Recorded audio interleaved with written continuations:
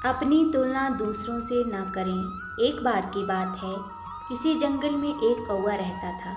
वो बहुत ही खुश था क्योंकि उसकी ज़्यादा इच्छाएं नहीं थी। वह अपनी जिंदगी से संतुष्ट था, लेकिन एक बार उसने जंगल में किसी हंस को देख लिया और उसे देखते ही सोचने लगा कि ये प्राणी कितना सुंदर है। ऐसा प्राणी तो मैंने पहले कभी नहीं देखा, इतना साफ और सफ़ेद।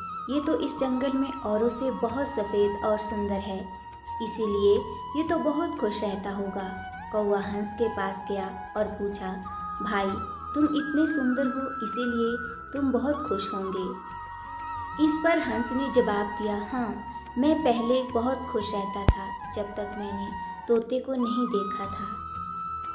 उसे देखने के बाद से लगता है कि तोता धरती का सबसे सुंदर प्राणी है। हम दोनों के शरीर का तो एक ही रंग है, लेकिन तोते के शरीर पर दो दो रंग हैं। उसके गले में लाल रंग का घेरा और वो सुर्ख हरे रंग का था। सच में वो बेहद खूबसूरत था। अब कौवे ने सोचा कि हंस तो तोते को सबसे सुंदर बता रहा है, तो फिर उसे देखना होगा। कौवा तोते के पास गया और पूछा, भाई, तुम दो दो रंग पाकर बड़े खुश होंगे। इस पर तोते ने कहा, हाँ, मैं तब तक खुश था जब तक मैंने मोर को नहीं देखा था। मेरे पास तो दो ही रंग हैं, लेकिन मोर के शरीर पर तो कई रंग हैं।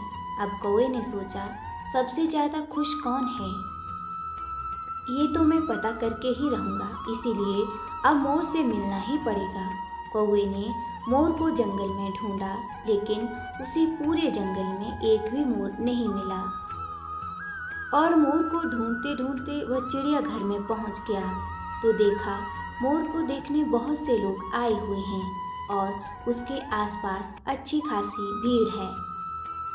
सब लोगों के जाने के बाद कौवे ने मोर से पूछा, भाई, तुम दुनिया के सबसे सुंदर जीव हो और रंग बिरंगे हो।